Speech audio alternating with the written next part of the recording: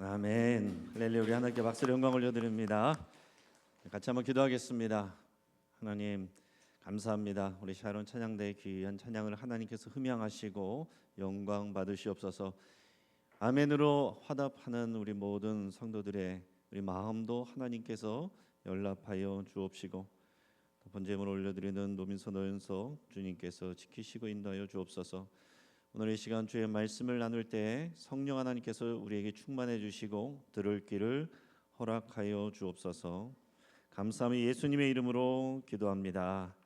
아멘. 오늘 읽었던 본문 말씀을 통해서 이어지면 역사가 일어난다라는 제목으로 우리 하나님의 말씀의 은혜를 같이 나누겠습니다. 한번 따라하겠습니다. 이어지면 역사가 일어난다. 네.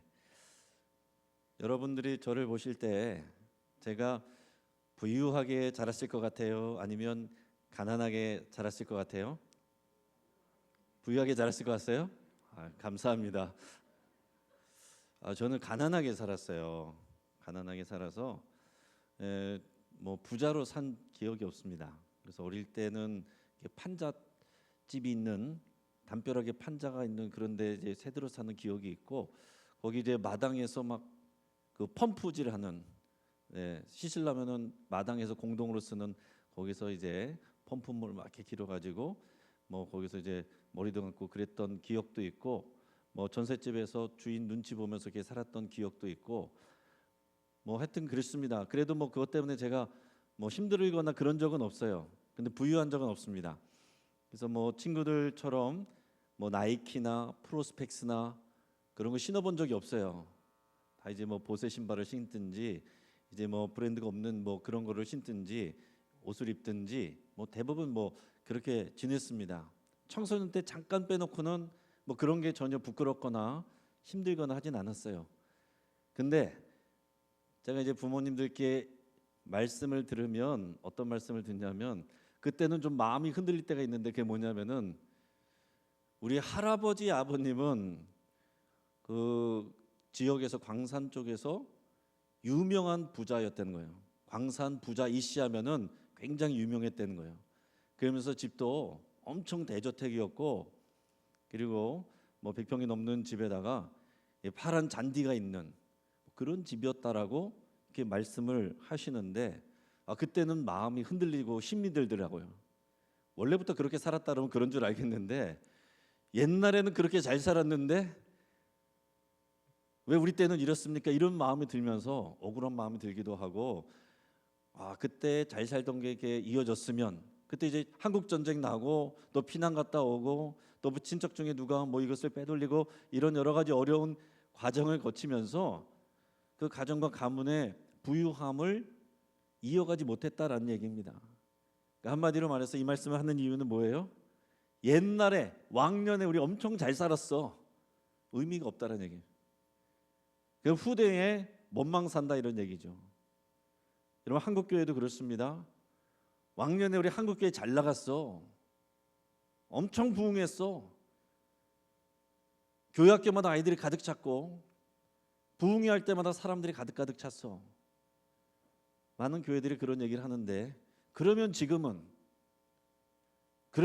어떻게 하고 있느냐 하는 것입니다. 여러분, 우리가 끊어지면 고통이 반복됩니다. 그러나 신앙의 전수가 이루어져야 하나님의 역사가 이루어지는 거예요. 우리 한국교회 역사가 100년 조금 넘었습니다. 그 가운데서 특별한 하나님의 은혜 가운데서 부흥도 경험했어요. 그런데 지금 100년 좀 넘은 이런 상황 속에서 급격하게 교회가 기울어지고 있다라는 사실입니다. 그리고 지금 그렇게 되다 보니까 제가 신대원 갈 때만 해도 경쟁률이 굉장히 셌습니다. 여러 신학교들이 있고 신대원들이 있는데, 그 중에서 제가 갔던 이 광나루에 있는 장신대학교는 경쟁률이 제일 셌어요. 그래서 6대1이 넘었습니다. 거기에는 뭐 스카이 대학 나온 사람들도 다 있고, 뭐 교수 출신도 있고, 뭐 잘 나가는 사람들도 있지만은 쉽게 들어가지 못하는 거예요. 그런데 지금은 2대1도 안 된다고 그러는 것 같아요.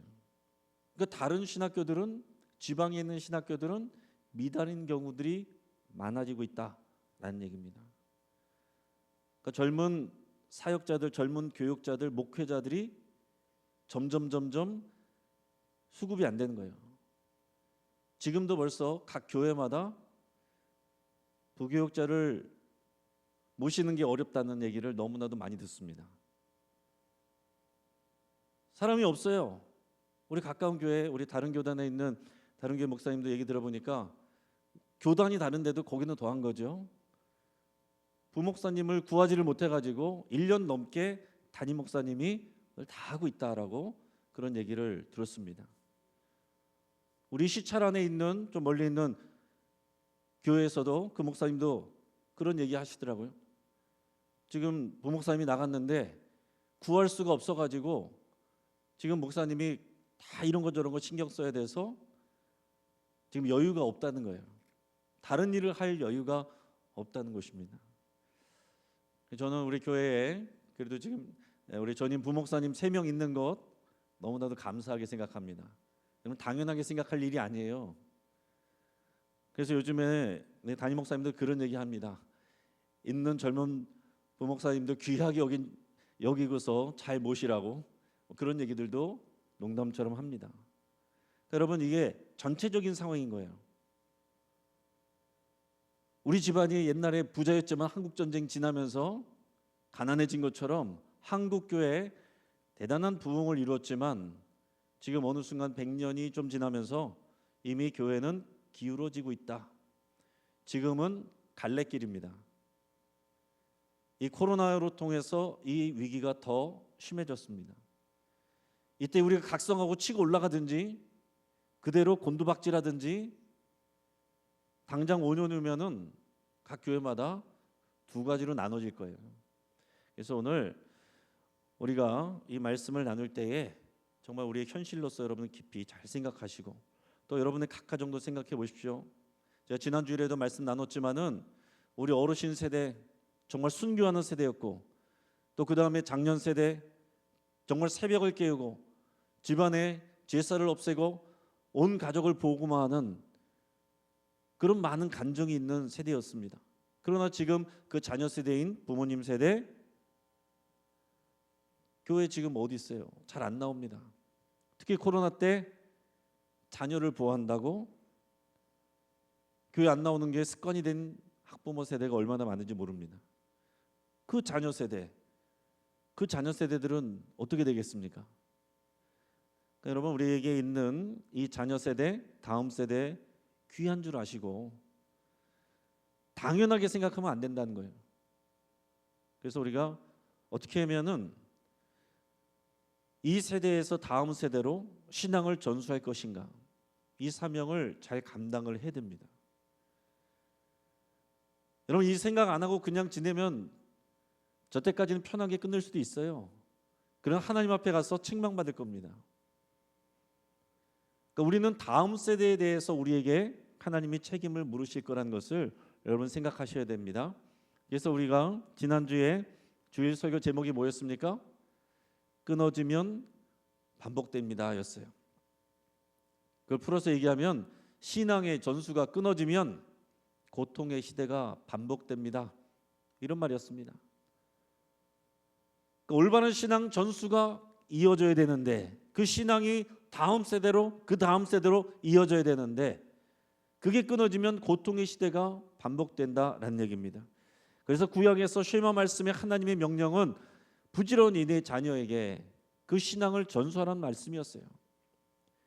그래서 유대교는 외부인들한테 전도하는 게 없어요. 자식들에게만 복음을 전하면 됩니다. 자식들에게만 모세의경 율법 말씀 가르치면 돼요.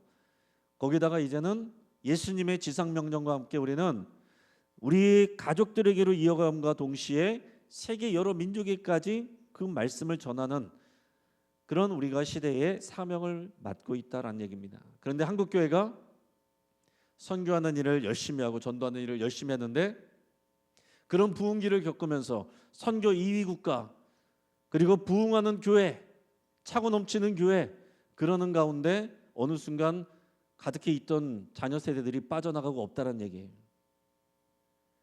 우리 오늘 샤론 찬양대가 찬양을 할 때에 참 뒤에서 너무나 감사하다, 귀하다 생각이 드는데, 여기 계신 분들 대부분 다 50대, 60대이시잖아요. 40대, 30대로 이어져야 되겠죠.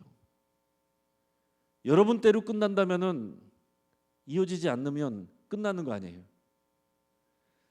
그러니까 우리는, 저도 이제 뒤에서 그런 생각을 하는 겁니다. 우리 샤론 찬양대가 계속해서 40대로 30대로 이어질 것인가? 옛적에는 수요일에 샤론 찬양대라고 그래가지고 나와서 찬양하던 그런 때도 있었어. 전설처럼 그런 얘기로 구전으로 전해질 것인가? 지금 그 기로에 있는 것이 오늘 우리다라는 얘기입니다. 지난주에 우리가 설교를 나눌 때에 그래서 이 세대가 나눠지면서 저 말씀을 드렸습니다. 출애굽 1세대는 불순종했고 광야에서 죽었습니다. 그러나 여호수아를 중심으로 한 출애굽 2세대는 순종했고 하나님의 은혜와 영광을 받았습니다. 그런데 이어지는 350년 동안 사사시대는 불순종했어요. 그러나 그 끝에 사무엘을 통해서 미스바 세대가 일어나고 미스바 세대는 순종했고 회개했습니다. 그래서 미스바 회개 운동이 중요한 거예요.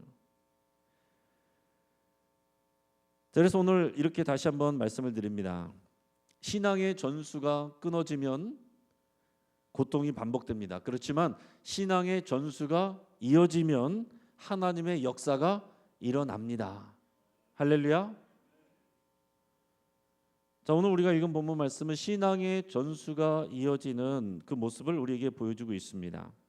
자, 오늘 우리가 읽은 본문 말씀은 어떤 배경이냐면, 자, 솔로몬 왕이 성전 낙성식에서 하나님께 기도하는 장면이에요. 자, 앞에서 말했던 미스바 세대, 이 사무엘을 중심으로 한 이 미스바 세대가 일어났는데, 순종하는 세대가 일어났는데, 그 끝에 하나님의 백성들은 우리에게도 눈에 보이는 왕을 주시오. 자, 지금 하나님이 다스리는 그런 왕정 국가예요. 사사시대는 사사들은 왕이 아니라 재판관입니다. 필요에 따라서 이제 하나님께서 세우시는 것이고 일반적으로 하나님께서 다스리시는 거예요. 하나님이 주신 율법의 제도 아래서 각자 살아갈 수 있는 거예요. 그런데 다른 나라들을 보니까 왕이 없는 나라가 없어요.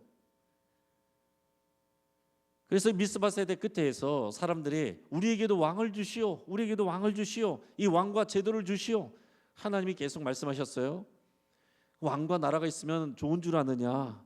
왕이 생기면 너희들을 데려다가 일을 시키고 세금 징수하고 너희 자녀들을 데려다가 또 하녀 삼고 하인 삼고 종로로 시키고, 이게 나라다. 그래도 좋으냐?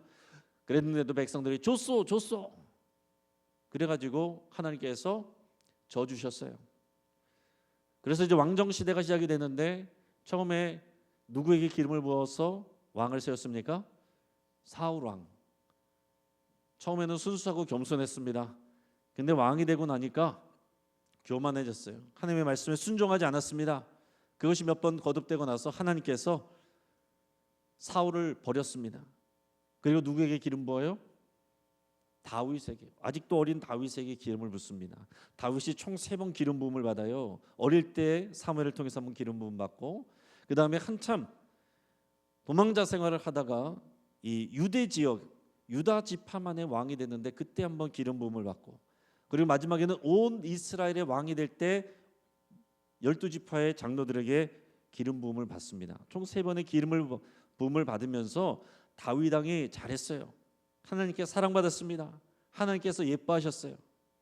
자, 다윗 왕이 나이 들어서 이제 모든 것이 평안해졌습니다. 근데 지금 하나님의 언약궤는 지금 천막 쳐놓고 밑에 있거든요. 그게 너무나도 마음이 불편한 거예요. 그래서 하나님 앞에 기도했습니다. 하나님, 내가 하나님을 위해서 하나님의 집을 짓고 싶습니다. 하나님의 성전을 짓고 싶습니다. 그런데 하나님께서 나단 선지자를 통해서 거절하셨어요. 아니다. 네 손에는 네가 전쟁을 통해서 피가 가득하기 때문에 너의 마음은 알겠지만 내가 너에게 그런 것을 기대하지 않는다. 그 대신 네 자손의 너의 씨가 성전을 건축하게 하겠다. 그리고 그 자녀도 너처럼 주의 말씀에 순종하면, 그 말씀이 전수돼서 그 자녀도 순종하면 내가 너에게 준 은혜와 복을 그 자녀에게도 주고 계속해서 그 왕권을 영원토록 이어가게 하겠다. 그런 약속을 주셨어요. 이게 사무엘하 7장에 나오는 유명한 다윗 언약입니다. 그 후로 시간이 나서 솔로몬이 왕이 됐습니다. 솔로몬이 승승장구했어요. 그리고 실제로 솔로몬이 성전을 건축했습니다. 자기의 궁을 먼저 짓고 그 다음에는 몇 년 동안 걸려서 이제 아름다운 성전을 지었어요. 그리고 아버지 다윗이 머물던 다윗성에 있던 그 언약궤를 고이 모셔와서 이제 성전의 지성소에 모셔드렸습니다. 이제는 성전 시대, 그 앞에까지는 성막이었지만 이제는 새로운 성전 시대가 시작되는 그 상황이 된 거예요. 그러면서 그것을 기뻐하면서 낙성식, 그 성전 낙성식을 치르면서 오늘 솔로몬이 기도하고 있다라는 얘기예요. 솔로몬이 감사하면서 하나님 앞에 기도하는데, 오늘 그 기도의 내용 가운데 오늘 읽은 본문 그 앞에서부터 제가 좀 볼 것인데요, 솔로몬이 뭐라고 기도하는지, 그 기도의 내용이 무엇을 의미하는지 여러분 잘 생각하시면서 이 신앙의 전수의 차원에서 여러분 생각하면서 잘 읽어보시길 바랍니다. 열왕기상 8장 오늘 본문보다 앞에 있는 15절 16절 우리 말씀을 같이 읽어보겠습니다. 왕이 이르되 이스라엘 하나님 여호와를 송축할지로다.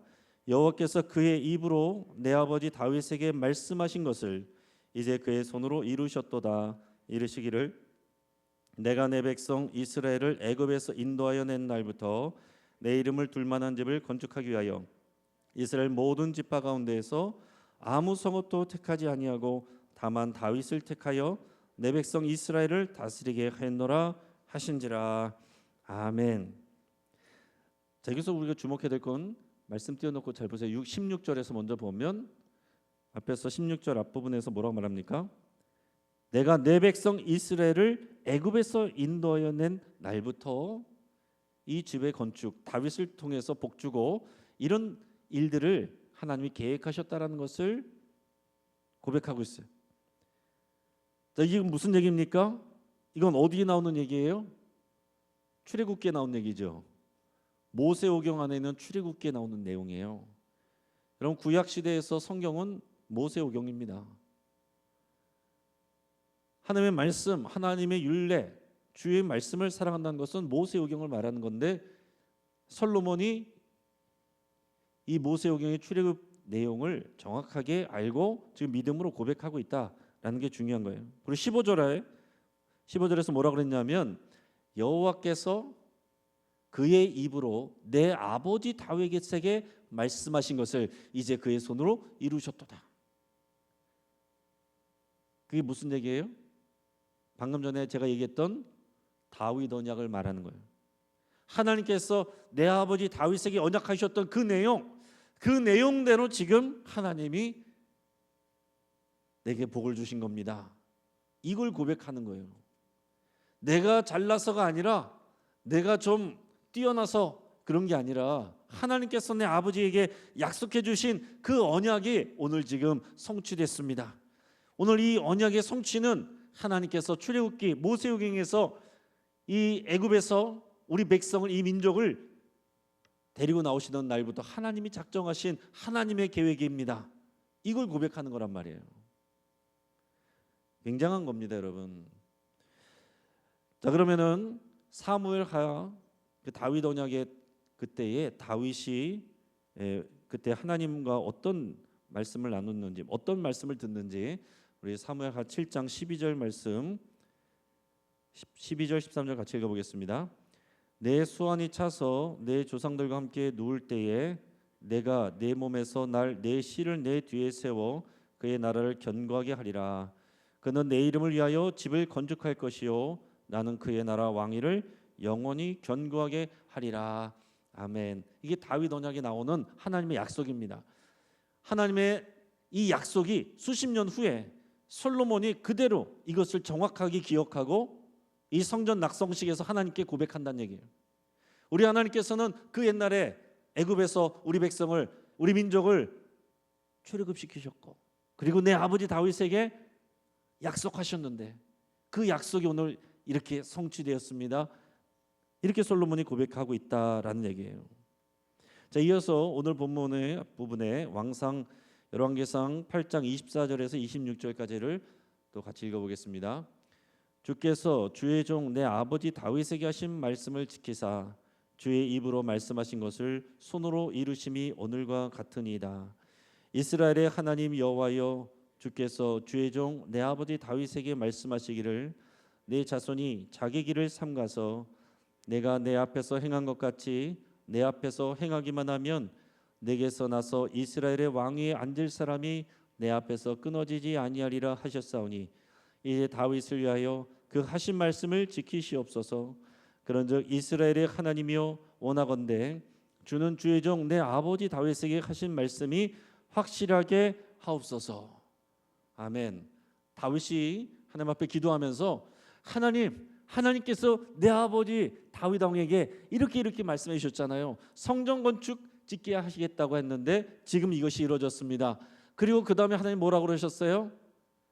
네 자녀에게 복을 주어서 그 왕위가 영원토록 하겠다고 말씀하셨죠. 하나님, 내 아버지 다윗에게 하신 그 약속을 지켜주세요. 이렇게 기도하는 거예요. 여러분, 기도는 이렇게 하는 것입니다. 하나님이 하신 약속 붙들고 하는 게 가장 효과적인 거예요. 여러분, 우리가 어디 가서 그냥 가서 여기에 이 땅을 내주시오, 건물을 내주시오, 그냥 누가 내줍니까? 열심히 간구하면, 내줄 때까지 열심히 간구하면 내줄까요? 귀찮아서라도 내줄까요? 기도는 그렇게 해야 될까요? 아니에요. 계약서 들고 가서 보여주면서 여기 계약서에 돼 있죠? 이거 내주시오. 그럼 주는 겁니다. 그러니까 여러분, 기도는 하나님의 약속하신 말씀을 붙들고 그 말씀을 알아서 그 말씀을 하나님 앞에 내밀면서 하나님 이렇게 약속하셨죠? 그 말씀을 내게 이루어 주십시오. 이렇게 할 때 하나님이 꼼짝없이 그 약속을 이루어 주시는 겁니다. 그러니까 하나님의 말씀도 모르고 약속도 모르고 하나님이 지금 어떤 일을 하기를 원하시는지도 모르고 그냥 내가 원하는 것만 간절히 열심히만 하면 이루어진다. 그건 기독교가 아니죠. 그건 열심 종교죠. 치성을 들여서 신을 감격시켜가지고 감동시켜가지고 내가 뭔가를 복을 받는다. 이건 기독교가 아닙니다. 야훼 종교가 아니에요. 하나님의 약속의 말씀을 붙들고 그 말씀 앞에 믿음으로 나갈 때, 거기 우리가 정확하게 충실할 때 하나님께서 그 약속을 이루어 주시는 겁니다. 지금 솔로몬은 그것을 정확하게 하고 있다는 얘기예요. 지금 자기의 업적이 취할 만도 한데 철저하게 하나님께서 다윗 왕에게, 내 아버지에게 주신 약속 때문에 내가 오늘 이런 영광이 있습니다. 내가 앞으로 잘하는 건 내가 똑똑해서 하는 것이 아니라 하나님 내 아버지에게 그렇게 약속해 주셨으니 내 왕권과 왕위가 영원하도록 하나님의 약속대로 지켜주세요. 그렇게 기도하고 있다는 얘기예요. 자, 그 다음에 오늘 본문을 우리가 읽겠는데, 오늘 본문은 더욱 쭉 이어지면서 이 성전을 통해서, 성전의 기능이 뭐냐 하면 이 백성들이 실수하고 죄를 지을 수 있죠. 그때마다 성전을 향해서 나와서 기도하고 회개하면 하나님께서 용서해 주시고 회복시켜 주시기를 계속해서 그 솔로몬의 기도 가운데 여러 가지 경우를 들어서 기도를 하고 있습니다. 그 중에 이 끝부분이 오늘 우리가 읽은 본문인데요. 뭐라고 기도하는지 오늘 본문 열왕기상 8장 46절에서 51절까지 말씀을 잘 생각하면서 읽어보시기 바랍니다.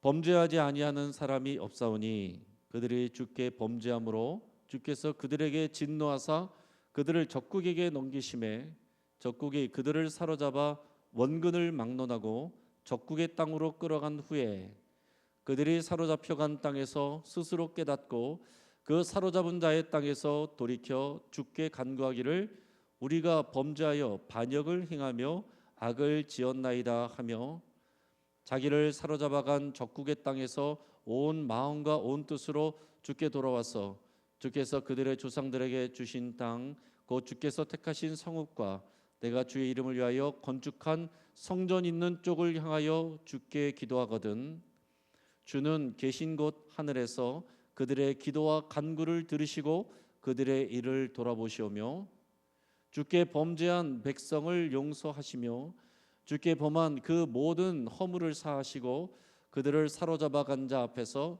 그들로 불쌍히 여김을 얻게 하사 그 사람들로 그들을 불쌍히 여기게 하옵소서. 그들은 주께서 철풀무 같은 애굽에서 인도해 내신 주의 백성 주의 소유가 됨이니이다. 아멘. 여러분 지금 내용이 이해가 되십니까? 지금 성전 낙성식을 하고 있어요. 아름다운 성전을 하나님 앞에 지어놓고 하나님께 감사하며 기도하는데 그 내용이 뭐예요? 우리 백성들이 죄를 범해서 적국에게 끌려가 가지고 고통할 때 하나님 앞에 회개하고 나와서 성전을 향하여 기도하면 하나님 그때 돌아보시고 구원해 주십시오. 이런 기도를 드리는 거예요. 좀 이상하지 않습니까? 이런 잔칫날에 우리가 속된 말로 이런 재수 없는 말을 왜 합니까? 아니 지금 성전 낙성식 통해서 지금 모든 것이 잘 되고 모든 것이 형통한 이 상황인데 지금 있지도 않은 일, 우리가 범죄하게 돼가지고 하나님께 벌을 받아서 우리가 망하고 적군들에게 끌려가고 고통을 당하고 그럴 때라도 이 성전을 향해서 기도하면 하나님 용서해 주십시오. 이 기도를 했단 말이에요. 솔로몬은 왜 이렇게 기도했을까? 그럼 우리가 성경 말씀을 읽으면서 빨리 읽는 것보다 더 중요한 것은 생각을 하는 거예요. 왜 그랬을까? 왜 이렇게 기도했을까? 왜 이런 잔칫날에 이런 기도를 했을까 하는 게 중요하다는 얘기입니다. 자, 근데 실제적으로 약 400년 후에 주전 586년에 이런 일이 일어납니다. 일어나죠. 그 앞에 북이스라엘은 어떻게 돼요? 북이스라엘은 주전 722년에 아수르 제국이 망하고 또 한 150년 있다가 남유다는 주전 586년에 바벨론에게 멸망해가지고 백성들이 포로로 끌려가요. 그때 끌려간 사람 중에 누가 있냐면 다니엘이 있습니다. 다니엘 이야기는 그 포로로 끌려가서 바벨론 땅에서 지금 쉽게 말하면 이라크 이런 지역에서 거기서 지낸 이야기예요. 근데 거기서 보면 그 제국의 역사가 바뀌었는데 다니엘 이야기 중에서 아주 유명한 얘기가 하나 있죠. 사자굴에 던져지는 이야기. 여러분 그 얘기를 여러분 잘 생각해 보세요.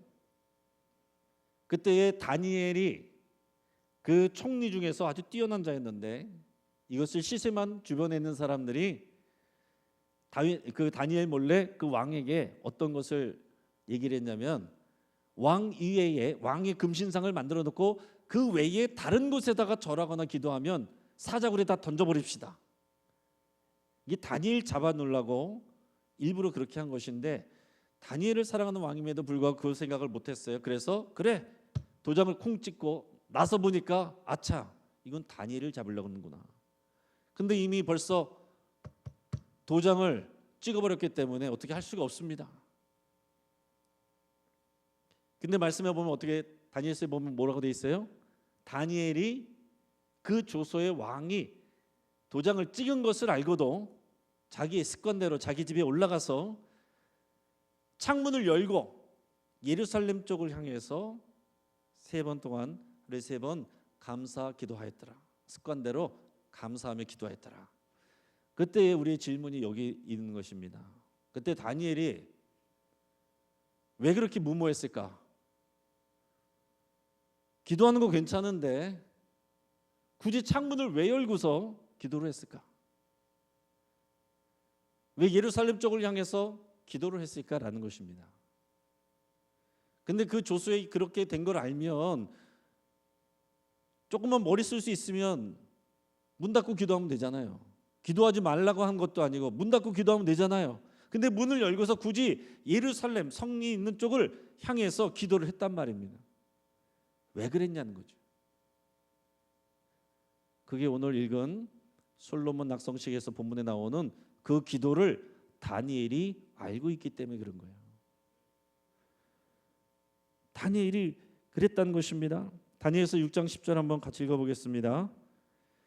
다니엘이 이 조서에 왕의 도장이 찍힌 것을 알고도 자기 집에 돌아가서는 윗방에 올라가 예루살렘으로 향한 창문을 열고 전에 하던 대로 하루 3번씩 무릎을 꿇고 기도하며 그의 하나님께 감사하였더라. 아멘. 예루살렘 쪽으로 왜 해요? 거기에 예루살렘 성전이 있으니까. 근데 왜 예루살렘 성전을 향해서 기도합니까? 솔로몬이 아까 그렇게 기도했잖아요. 하나님, 나중에 이 백성이 범죄해서 그렇게 적국에 끌려갔는데 이 성전을, 이 지금 성전 낙성식을 하고 있는 거잖아요.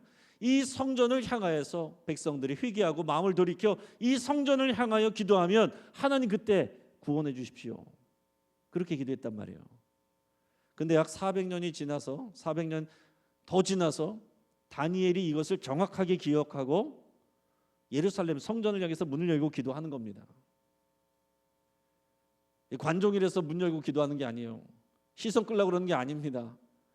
이 솔로몬의 기도를 통한 그 하나님의 약속을 알고 있기 때문에 하나님의 신의 산 언약이 다윗의 언약으로 이어지고 그 언약이 솔로몬의 기도로 이어지고 그 솔로몬의 기도가 400년 후에 있는 이 다니엘에게까지 가슴이 새겨져 있단 말이에요. 그래서 솔로몬 왕이 기도했던 것처럼 언젠가 적국에 끌려갔을 때 지금 이때라도 예루살렘 성전을 향해서 우리가 마음을 돌이켜 기도하면 하나님께서 우리 반드시 도와주신다. 여러분, 이 믿음이 있기 때문에 다니엘이 그렇게 기도했던 겁니다. 그럼 제가 또 하나 질문해 볼게요. 그러면 솔로몬은 지금 이 좋은 성전 낙성식에서 왜 굳이 그런 기도를 했느냐라는 거예요. 왜 굳이 지금 당장 일어날 일도 아니고 실제적으로는 400여 년 후에 일어난 일이지만 그러나 지금 그런 일이 일어날 거라고 생각이 안 드는 너무나도 좋고 형통한 이 시대에 왜 그런 기도를 하느냐 말이에요. 그것은 모세오경에 이미 기록되어 있기 때문에 그렇습니다. 레위기 26장에 보면 그게 다 나와 있어요. 너무 길어서 제가 읽지는 않겠는데 하나님께서 시내산에서 이스라엘 백성하고 언약을 맺죠. 십계명하고 율법을 주십니다. 그 율법의 구체적인 내용들이 레위기 말씀이에요. 근데 레위기 말씀을 보면 이런 거 다 지켜라, 제사도 이렇게 해라 하고 말씀을 하시면서 그 끝부분에 가면 26장에서 너희가 이 말씀을 나의 명령을 잘 지켜 행하면 내가 다 복주겠다. 내가 너의 가정을 복주고 자녀들을 복주고 너의 모든 하는 일들을 복주고 다 복주겠다. 근데 여러분 레위기 26장 자세히 다시 읽어보세요.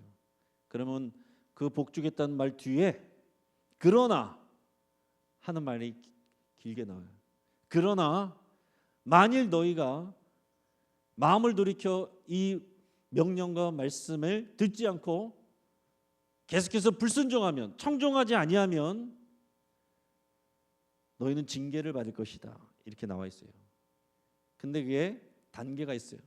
그냥 처음부터 막 때려잡는 게 아닙니다. 처음에는 막 하나님께서 그러지 마 이렇게 하시는데 계속해서 그러면은 첫 번째로는 징계가 뭐냐면 흉년이 올 것이다 그랬어요. 너희들이 하는 일이 어렵게 될 것이다. 흉년이 온다.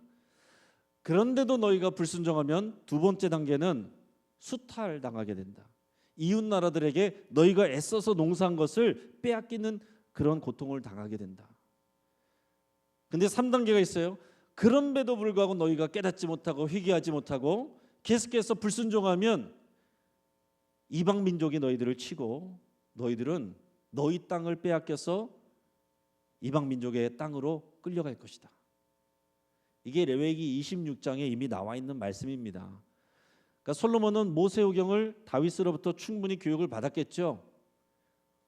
어떻게 하면 하나님의 은혜를 받고 복을 받고 어떻게 하면 어떤 징계를 받는지 다 알고 있단 말이에요. 그래서 오늘 우리가 뒷부분만 읽었지만 그 앞부분을 보면 그런 내용들을 담아서 다 기도를 하는 겁니다. 하나님 이 성전을 통해서 우리 아버지 다윗에게 약속하신 다윗 언약을 다 이루어 주십시오. 그러나 레위기 26장에 있는 말씀처럼 만약에 이 백성들이 범죄하게 된다면 하나님께서 이 성전에 와서 기도할 때 하나님 용서해 주시고 이럴 때 어떤 일들이 있을 때 또 나와서 기도하면 용서해 주시고, 그 뒷부분에서 오늘 본문에서 만약에 적국에 끌려가 가지고 거기서라도 돌이키고 회개하여 이 성전을 향하여 손들고 기도하면 하나님 그때 구원해 주십시오. 이렇게 기도를 했다라는 얘기입니다. 여러분, 오늘 우리가 읽은 본문 말씀에는 엄청난 역사가 들어있는 거예요. 그 앞에 한참 전에 모세 오경의 이야기와 그 아버지 때의 다윗 언약의 이야기가 여기 담겨 있습니다. 그리고 400년 후에 다니엘을 통해서 계속 이어지는 다니엘의 기도까지 다 연결이 되어 있다라는 얘기입니다. 하나님의 역사는 이 하나님의 약속을 이어가는 사람들을 통해서 이루어집니다. 그것을 생각하지 않고 놓치고 있는 사람들에게는 하나님이 아무리 약속을 주셔도 누리지 못하는 거예요. 하나님의 말씀은 영원하십니다. 그래서 이제 이렇게 결론을 맺겠습니다. 여러분, 우리는 우리가 잘 되기를 바라고 우리 자녀가 잘 되기를 바라고 자손들이 잘 되기를 바라잖아요. 이제 비결을, 성경적인 비결을 그대로 잘 말씀드립니다. 내가 잘 되는 비결은 내가 주의 말씀을 잘 듣고 순종하는 거예요. 그럼 내가 잘 돼요. 내 자녀가 잘 되기를 바라시면 내가 주의 말씀을 듣고 순종하며 자녀들에게 가르치시는 거예요. 그럼 자녀들이 잘 돼요. 복을 받아요. 근데 우리 자손들까지 잘 되기를 원한다면 우리가 신앙을 전수한 자녀가 또 자기의 자녀에게 그 신앙을 전수하면 자손까지 잘 됩니다. 이게 계속 이어지면 신앙의 명문 가문이 되는 거죠. 이것이 끊어지면 왕년에는 이 얘기 하나가 끝나는 가문이 되는 것입니다. 사랑하는 여러분, 옛날에는 뭐 교회가 좋았다, 자랑스러운 일이 아닙니다. 회개해야 될 일이에요. 그리고 이 시간 이때는 우리가 다시 각성하고 오늘 이 코로나 끝나는 시기에 여기서 만족하고 끝날 일이 아니고 새로운 하나님의 새 시대 새 나라로 우리가 약속을 붙들고 나가야 되는 시대입니다. 오늘 말씀들이 다 이어진 것을 여러분들이 아시길 바라요. 지난 주일 말씀하고 오늘 수요 예배의 말씀이 이어지는 것이고 오늘 새벽 말씀하고 이어지면서 오늘 예수님은 예루살렘 성전의 청결을 그 사건을 하시면서 이 성전 시대의 종말을 말씀하셨어요. 오늘 우리가 읽은 말씀은 이제 옛 시대의 이야기예요. 우리 시대에는 예수 그리스도 그 십자가 복음, 예수 그리스도를 믿고 하나님 나라를 꿈꾸는 이 믿음의 세대를 통하여 하나님의 역사가 일어납니다. 오늘 이 시간에 이 놀라운 하나님의 역사가 이어지는 것을 확인하신 여러분들이 이 믿음 안에서 결단하시고 그리고 우리 자녀들과 우리 성도들과 우리 이웃들에게 신앙을 전수하는 믿음의 사명 감당하시기를 주의 이름으로 축복합니다. 같이 한번 기도하겠습니다.